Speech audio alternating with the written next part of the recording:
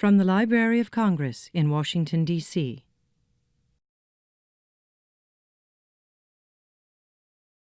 William Martin is the author of 10 novels, a PBS documentary, and even a horror film. An ardent admirer of the movies as a boy in the 1960s, especially the epic historical ones, Martin first pursued script writing in Hollywood before finding his niche in historical novels. He published his first book, Back Bay, in 1979, and went on to win the New England Book Award in 2005.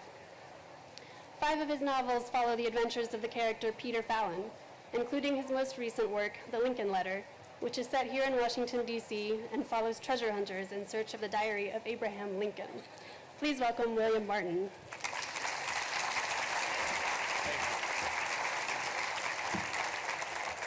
Thank you, Lindsay, for that introduction, and thank you all for coming. It is an honor to be here at what is surely the nation's greatest book fair. As a writer, I have lived through 32 years now of the publishing adventure, and with each decade, I have heard again and again how the book business has never been in worse shape. We're hearing now a lot these days, and looking out at this crowd, I have to say, ladies and gentlemen, the people of Washington, D.C. Are opposing that particular opinion and doing it very well.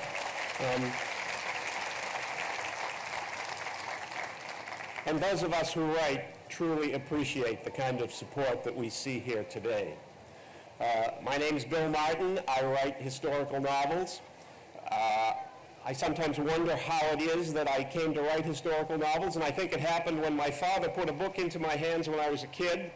It's a Western, a book called No Survivors, by a writer named Will Henry. It's a novel about a scout that rides along with Custer, is going to survive the Battle of Little Bighorn. But comes the morning of June 26, 1876, and they come to a rise and they look down Medicine Tail Coulee into the Indian village, and the scout looks at Custer and says, "I wouldn't ride down there if I were you, General. I got a really bad feeling about this." Or words to that effect. When I read that scene as a kid, I said, my God, we've had the opportunity here not only to look history in the eyes before it becomes history, but we're living it through that fictional character. And much later on, when I look back and began to wonder why I was attracted to historical fiction, that book was one of the reasons. I love to write historical fiction because I always have a proscenium within which to observe human activity. There is always a 3-act structure. Whether we're talking about something as discrete, for example, as the 3 days at Gettysburg, or something as enormous as the movement of white Europeans from this coast to the far shores of the Pacific, there are beginnings, middles, and ends, rising and falling actions, tension, all of the things that writers look for when they sit down to compose a story. You also have character. History gives you characters that you love, and characters that you hate, and characters that you love to hate. When you read the Lincoln Letter, I'm sure you're going to love Lincoln, and I hope you hate Booth, and I suspect that when it's over, you're going to learn to love to hate George Brinton McClellan, if I've done my job right. And then, of course, I get to blow things up. Now, in order for you to understand what I mean when I say I get to blow things up, I need to take you back to Hollywood, to the beginning of my career. I went to California in 1974 to learn how to be a movie director and tried to write my way into the business by writing screenplays. And I got the opportunity to work for Roger Corman. Roger Corman fans out there. Roger Corman and Roger Corman's College of B-Movie Knowledge. Roger Corman produced and directed the Beach Blanket Bingo movies of the 60s, the biker movies, the Edgar Allan Poe horror movies with Vincent Price. And so who was I to turn down the opportunity when it came my way to write a movie called Humanoids from the Deep? This lady's seen it. Stars Vic Morrow, Doug McClure, Ann Turkel, and a bunch of guys in rubber suits who come up out of the Pacific Ocean and terrorize a California fishing town. I won't tell you anything about the plot except to tell you that Roger Corman called me into his office one day when I was working on the movie, and he said, you know, and he was a very aristocratic seeming man, belying the quality of the movies that he made. You know, the foreign distributors don't really like the way this movie is ending. Could you come up with another finish? And I said, okay, how about this? How about if the monsters are attacking the dock at the end of the movie? They're tearing the dock out. People are falling into the water. It's a terrible scene. But Doug McClure, he was the hero. Doug McClure is in his fishing boat, and he has a 50-gallon drum of gasoline on the boat. And he dumps the gasoline into the harbor, and then he takes out his flare gun, and he fires a flare into the water, and the whole harbor explodes, and we kill all of the monsters except for one that we save for the sequel. Roger Corman looked at me and he said, yes. Explosions. I like explosions. You remember this for the rest of your career. When in doubt, blow something up. Ironically enough, the beginning of my next novel, which was called Nerve Endings, I blow something up. It's a fishing boat. And riding on the fishing boat is a movie producer named Roger. I saw Corman some years later, however, and I reminded him of that story, and he said to me, what I was really trying to get across to you was something that the great Southern California detective novelist Raymond Chandler used to say was his best advice to young writers. When you run out of ideas, bring in a man with a gun. In essence, introduce conflict into the scene, because we read stories to see people in tension, in action, responding to situations that are the most amazing that they will ever endure in their lives. How will they get through these things? That's why we read fiction, and that's what Corman was suggesting that I do. And where, but in history, do you find on a daily basis another man with a metaphorical gun? Might be a man with a gun, literally. It might be, as in the case of one of my novels, the flea that carries the bacillus of the bubonic plague that wipes out London and sends John Harvard and his family to America. So history has always provided me with material. But why do you read historical fiction? People sometimes ask me, why should I read your novel about Lincoln and Washington and the Civil War when I could read, I don't know, the work of nonfiction about it? And I always say, well, when you think of the Wars of the Roses, if you ever think of the Wars of the Roses, do you think of Holinshed's Chronicles, or do you think, a horse, my kingdom for a horse? And when you think of the French Revolution, do you think of the great book by Simon Schama called Citizens, or do you think it was the best of times, it was the worst of times?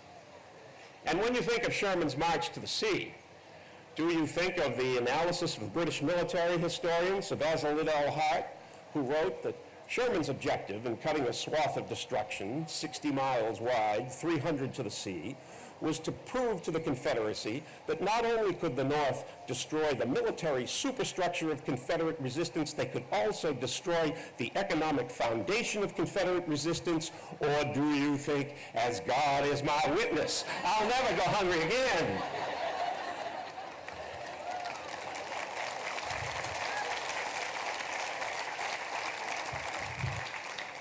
Thank you for that applause. I do have to say that I told this story in Atlanta about a year ago and did get a bigger hand than I got here.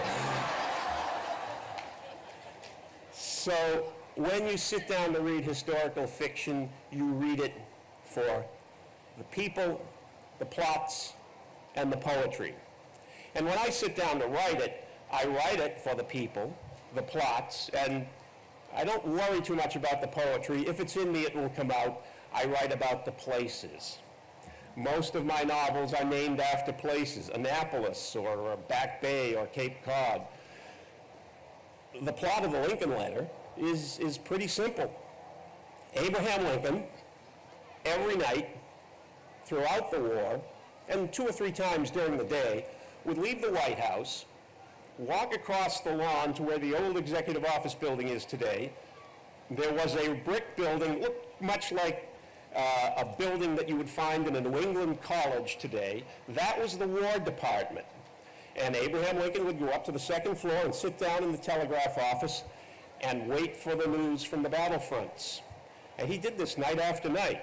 The telegraph office became his second home.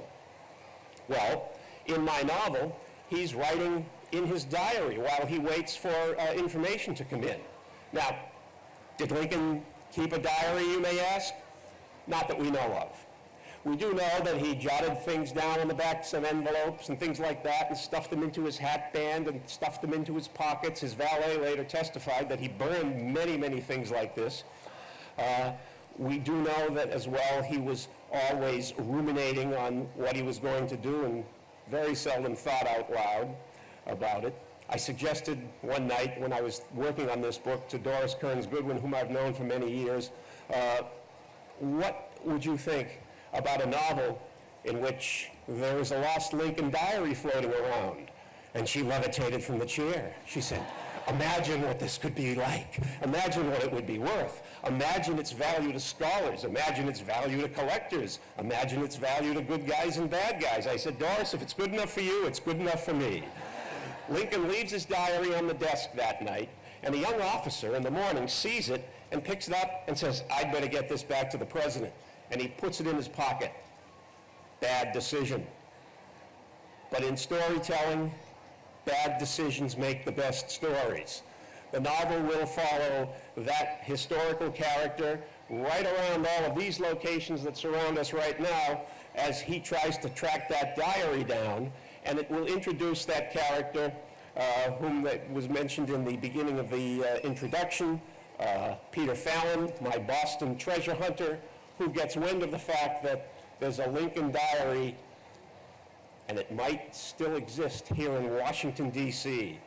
And so Peter Fallon decides to get himself to Washington, D.C. And that is the place. Not only the modern, sleek city that you see today, this beautiful mall, the beautiful buildings around it, but the Washington, D.C. of 1862.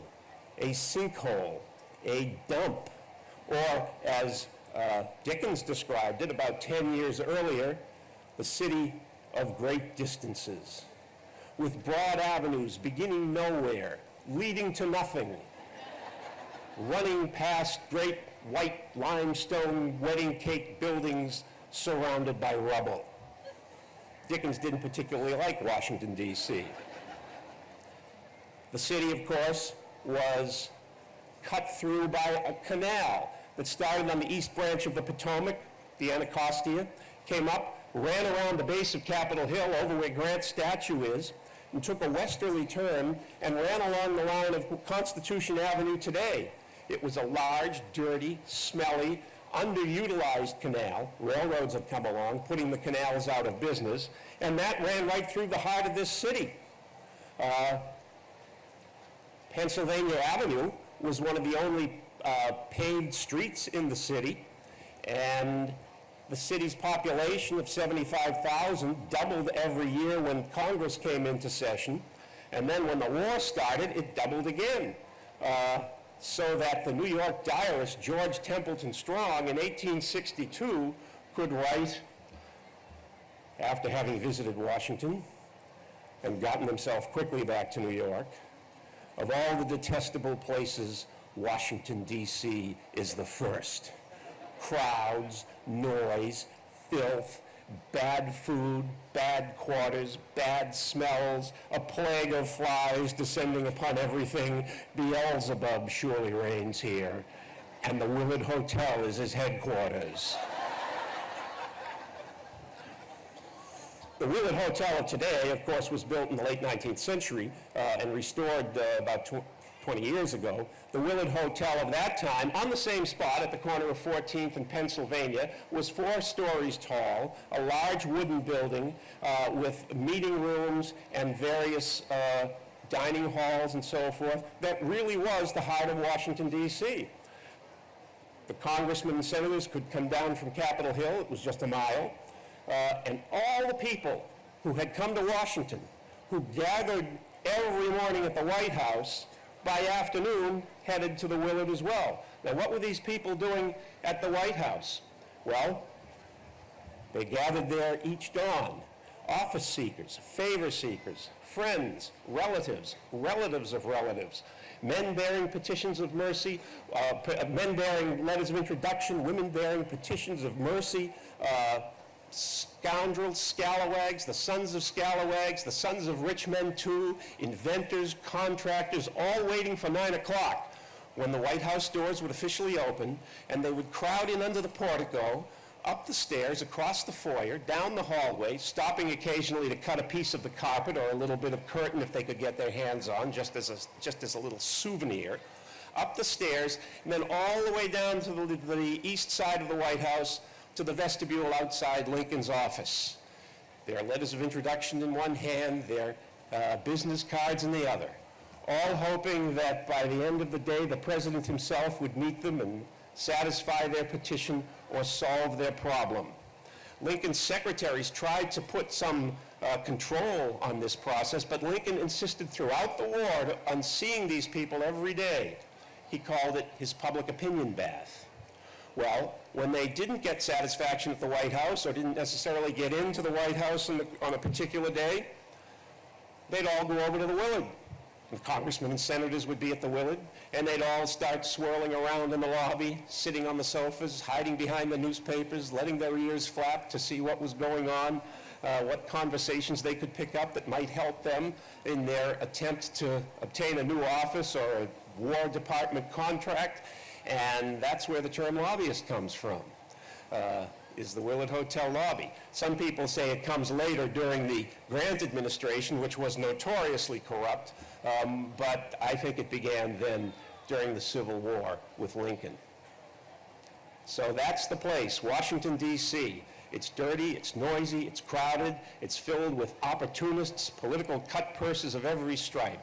What marvelous ground for a novelist to work in. And then I get to people it. I get to introduce characters like Booth, whom you'll meet, Walt Whitman, who serves as a nurse in the War Department, in the Armory Square Hospital right over here on 7th Street.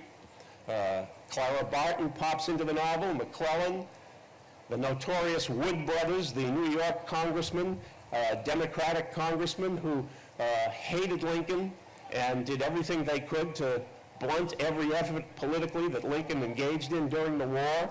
And don't forget, when we talk about the Civil War, particularly when we're trying to see it from a political point of view here in Washington, not only is Lincoln fighting with the 11 seceded states, he's fighting with all of the people behind him who are thinking that he's moving too slowly on the issue of abolition, who are thinking that he shouldn't even be in office and we should just let the South go. There are all these political fights that are going on here in this city that have something to do with the war, but have as much to do with politics.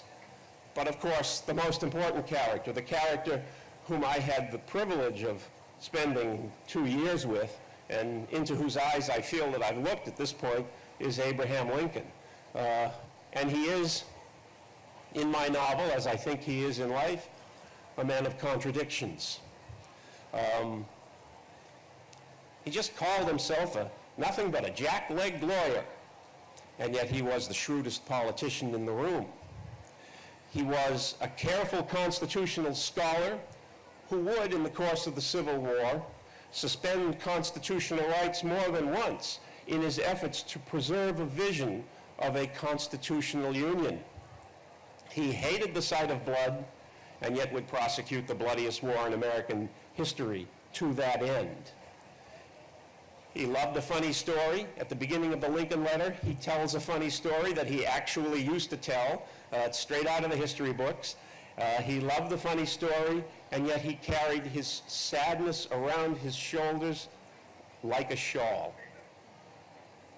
And perhaps most interestingly for a modern 21st century audience, Abraham Lincoln was a man of his times in his racial attitudes. The great emancipator, who now sits in stone on the landfill at the far end of the mall, opposed slavery. He opposed its stretching out into the Western territories. He said, if slavery is not wrong, then nothing is wrong. But he did not think that blacks and whites should ever intermarry. He did not believe in the intellectual equivalency of blacks to whites. He said all of these things in debates with Stephen Douglas in 1858. You can look them up. And as late as 1862, Abraham Lincoln, when he was president, invited to his office a delegation of freed slaves. As a black character in my novel says, this is the first time that black men ever went in the front door of the White House without first holding it for the white folk. Abraham Lincoln invited these 6 freed slaves into his office, sat them down, and said to them that slavery was the worst evil that had ever been perpetrated by one race upon another. But across this broad land, he added, not a single member of your race is put on a level of equivalency with a single member of our race. Would it not be better if we separated? Abraham Lincoln was echoing something that even amongst the most liberal thinking of abolitionist circles in the 18th century was common discourse, colonization. The races, even after emancipation, would not be able to live together. And so perhaps Americans should raise funds to provide those funds so that freed slaves could move back to Africa or to Central America. This was the Lincoln of 1862. He wasn't quite the man you think about when you think about that face down at the end of the mall. When he stood in front of an audience in March of 1861, in front of an unfinished Capitol dome, the construction of the Capitol dome had stopped with the apparent approach of war. When Lincoln stood in front of that crowd, he was a vibrant 52-year-old man, hopeful in his belief that war could be averted. He looked out at an audience that included mostly men, all white, and said to them, in your hands, my dissatisfied fellow citizens, and not in mine, the great issue of Civil War rests. A few days before this, Congress had been discussing a 13th Amendment. A 13th Amendment that was intended to calm the fears of the Confederacy. A 13th Amendment that would guarantee that the federal government would never interfere with the property rights of any property owner in any state. By property, they meant slaves. Lincoln said, I don't think we necessarily need to do that. I am for the old chart and the old pilots, by which he meant the Constitution. And he said as much in that inaugural address. Those people in 1861, including Lincoln, could never have imagined what they would see up there on Capitol Hill 4 years later and what this nation would have gone through. A year later, the war is going very badly for the North. Robert E. Lee is defeating McClellan on the peninsula, and Lincoln is beginning to wonder about emancipation. The abolitionists have been urging it on him for months and months and months, and Lincoln is still struggling with it because he doesn't believe that the Constitution gives him the right to emancipate just automatically. But as the war moves on into the spring and summer of 1862, and he sees the defeats, he realizes he needs another 300,000 men. He realizes he needs to give the North another reason to fight, a reason that has more to do with a grand moral cause than simply the effort of just holding the Union together. Because don't forget, in 1862, what he said to Horace Greeley, when Greeley urged emancipation upon him, he said, my job is to preserve the Union. If I can free all of the slaves and do it, I will. If I can free none of the slaves and do it, I will. And if I can preserve the Union by freeing some of the slaves while leaving others alone, then that will be my course. That was his objective, preserving the Union. But within that context, Lincoln, the jack-legged lawyer who was the shrewd politician, could also see that freeing the slaves would have great political potential. As the war ground into that summer of 1862 and he needed that new moral vision, He also realized he had to convince the English and the French, who were getting a little tired of not having that cheap cotton anymore, to stay out of the war. The English and the French weren't going to care about a war in which the stated purpose was to preserve the collection of states that existed in the United States at the time, but they would never get involved in a war to uphold slave states against free states, if the stated purpose of that war was to free those slaves.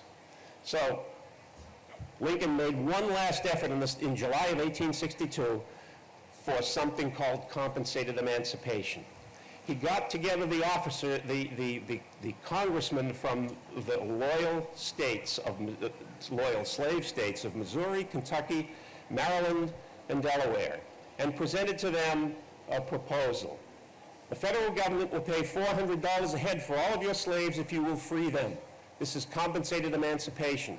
One of the great dreams of Lincoln from the beginning had been an emancipation that would be compensated, voluntary, and gradual. A lot cheaper than war if we just bought all the slaves. Well, that didn't happen. Lincoln was crestfallen because the congressman wouldn't accept this proposal. He said to a friend right up at the Old Soldiers' Home, and those of you who would know Lincoln and feel his presence in Washington, well, few of us can get into the White House. Unlike Brad Meltzer, I haven't been there yet. Go up to the Old Soldiers' Home on the hilltop about 2 or 3 miles north of the White House, and you will feel Lincoln.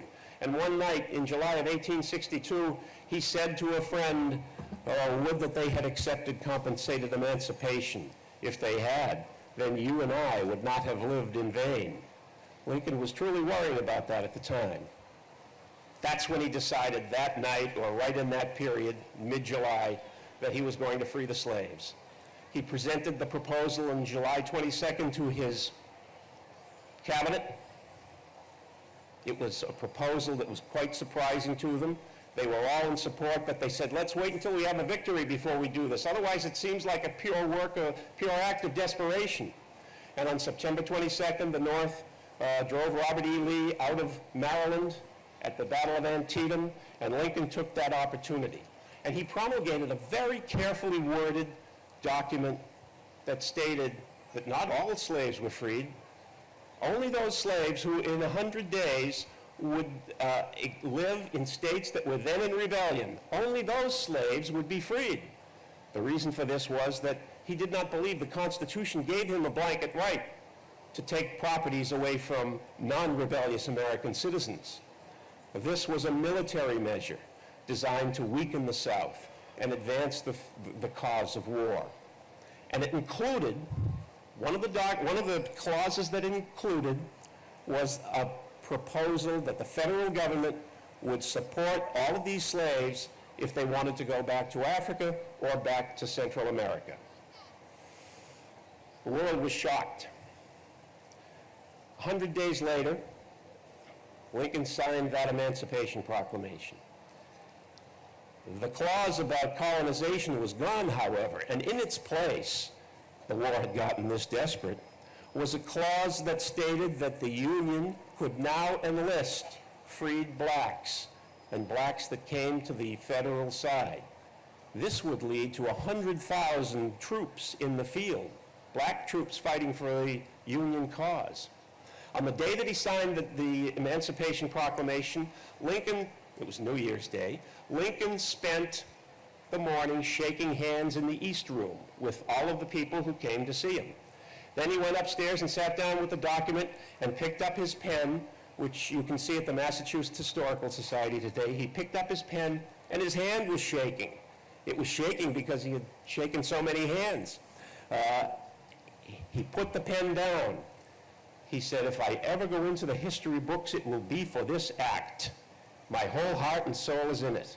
He had traveled quite a distance from already where he had been on March 1st, 1861. My whole heart and soul is in it. He picked up the pen when his hand stopped shaking. He said, now, if they look at my signature, they'll know that I did not hesitate. And he signed it firmly on the Emancipation Proclamation. The novel will leave Lincoln there and pick him up again in March of 1865. But you can't talk about the arc of Lincoln's presidency. And every presidency has an arc. Every presidency is a journey. Just like, as we always look for the arc in the characters that we create, that journey through life, that journey through the story, we look for it in the historical characters that we're working with as well when we write historical fiction. And the arc of Lincoln's presidency is a great learning curve in his attitude toward African Americans. The summer of 1864, the North is suffering terribly down in Virginia. Well, so is the South, but Robert E. Lee has gotten to every objective ahead of Grant. The federal troops have been slaughtered as Grant has recognized that this is the capital he can spend the young manhood of the North. And he keeps throwing the Northern troops against one entrenched Confederate position after another. And what's happening in the North is that people are saying, there's too much bloodletting, we're going to have to make some kind of peace with the South. And the first way to do it is to turn Lincoln out of office. Lincoln believes that he's going to lose the election in the summer of 1864. A delegation of congressmen come to him and say, Mr. President, the only way you're going to win this election is if you go back on this emancipation business. But by now, Lincoln has gotten to know Frederick Douglass, gotten to admire him and read his writings. Lincoln has seen the brave actions of those 100,000 troops in the field at Battery Wagner and Fort Pillow and other places. And he looks at this delegation from Congress and says, my objective in fighting this war is to preserve the Union. But no power on heaven or earth could put down this rebellion without using the emancipation lever. Interesting choice of words. He was a politician. He was pressing a lever when he freed those slaves. The emancipation lever, as I have done. If I send them back to slavery now, I will be damned in time and eternity. And instead, he insisted that a plank be put into the Republican Party platform calling for a new and totally opposite 13th Amendment, the one we are now familiar with, thanks to our studies in civics class in high school and to the Steven Spielberg movie, the 13th Amendment that freed the slaves. On September 1st, Sherman wrote to Lincoln, Atlanta is ours and fairly won. Political attitudes changed in the North, and Lincoln won the election. And so he could stand again on Capitol Hill on the first week of March 1865 in front of a completed Capitol dome, the dome that you see today, which must have been an extraordinary sight to the 19th century people who don't have the familiarity that we have with monumental architecture. He stood in front of a completed dome, now a 56-year-old man depleted of strength and energy, worn out by this war, who looked out on an audience that now, according to historical records, included 30% freed slaves who had come to hear him. A large gathering of women, a totally different kind of audience, had come now to hear Abraham Lincoln. And Lincoln knew that the war was coming to an end. So he could speak about it in a new way. He talked about the reasons for it. Both sides deplored war, but one side would make war rather than let the Union survive. The other would accept war rather than see it die. And so the war came. But then he looked for the cause. He located it in American slavery. He didn't talk about Northern slavery, Southern slavery. It was a national sin that was being expiated on the battlefield by the deaths of 600 to perhaps 700,000 men, and untold devastation in the South. Fondly do we hope and fervently do we pray that this scourge of war may speedily pass away, but if the Lord wills it, if 250 years of the bondsman's toil shall be sunk, if every drop of blood drawn by the lash shall be answered by another drawn with the sword, so it was said 3,000 years ago, it must be said today, the judgments of the Lord are true and righteous altogether. Then Lincoln went on to the great final paragraph, with malice toward none, with Charity for All. That night, in the White House reception, Frederick Douglass spoke to him. Lincoln said, "Douglas, what did you think of that speech?" And Douglas said, "It wasn't a political tract, sir, it was a sermon. It was a sacred effort." And so most Americans believed. But when you look at photographs of Lincoln standing there on the east front of the White House, of the Capitol, giving that speech, look above him in the crowd that is on the pediment above him. You'll see a top hat. You might see a little mustache, bushy hair. John Wilkes Booth is in that crowd, looking down at Lincoln. Booth would be in the crowd again on a Tuesday night, right after the war ended, on the front lawn of the White House, when Lincoln came to the window above the front door and spoke about Reconstruction and the tremendous challenges that lay ahead, and said that those 100,000 men who had fought so bravely in the field, those freed slaves, deserved the vote.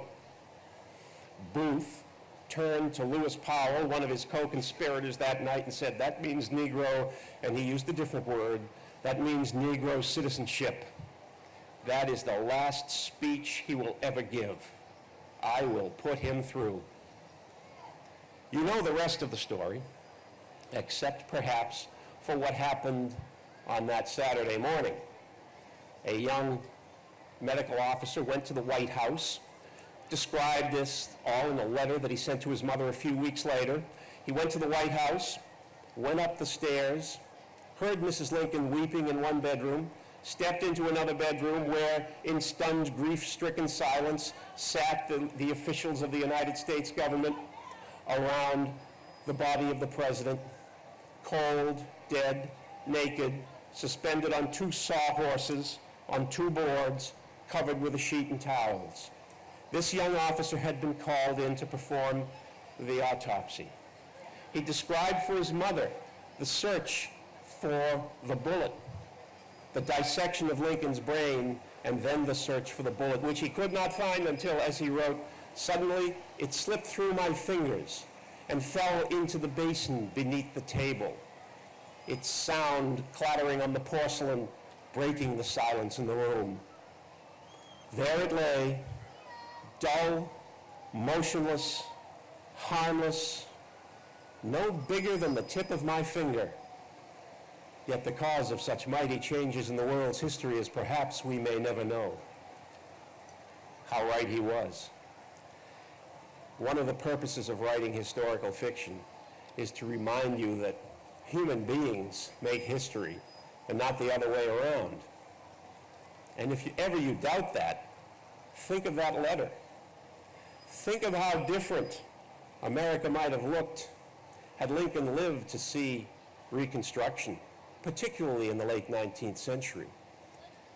But then think of how different America might have looked had Lincoln never lived. Thank you for listening.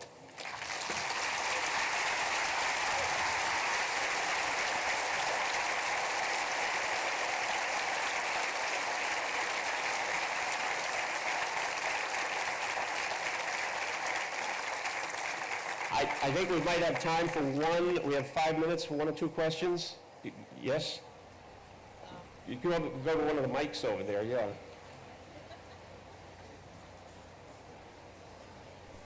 I just want thank you for your talk, and want to ask a quick question.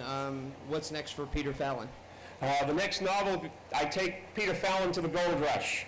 I have to admit to you that sometimes when I talk about places I like to write about, I pick places where my kids happen to live. My daughter was living in Washington when I wrote Lincoln, and now we have a new baby granddaughter who lives in Berkeley, about 90 miles from Sutter's Mill. So it'll be The Gold Rush is the next novel.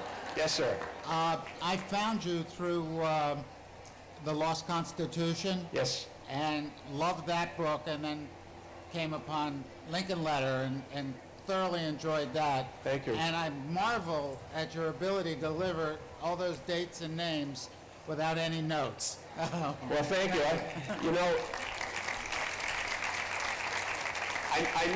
I met somebody recently at a party, a party for a writer, and this guy showed up who was a psychic who had written a book. And he looked at me, and I said, I do what you do. He says, what do you mean? I said, I live in the past. I travel back into time and it comes to life for me and the dates pop and everything comes to life. This city came to life for me when I was writing it.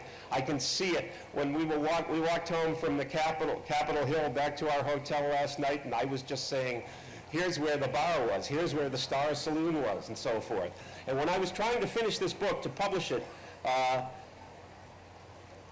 for the 150th anniversary of the Emancipation Proclamation, which was last year, last September, I had to stay up till midnight, night after night.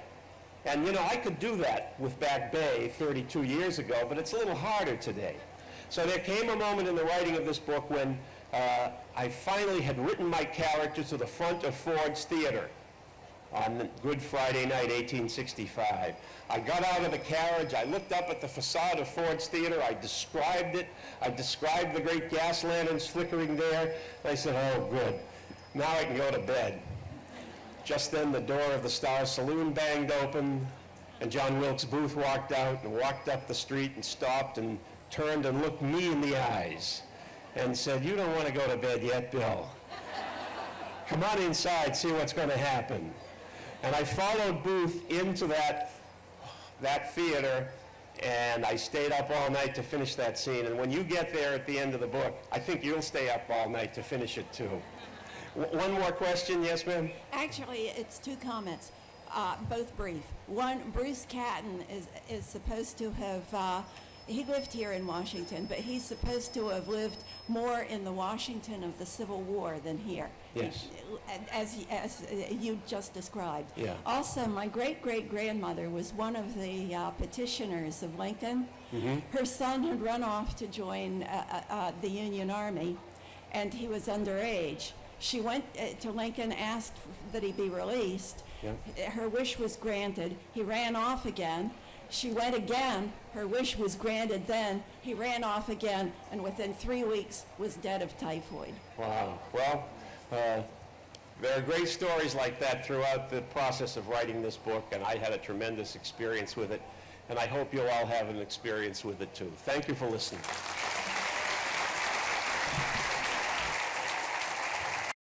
This has been a presentation of the Library of Congress. Visit us at loc.gov.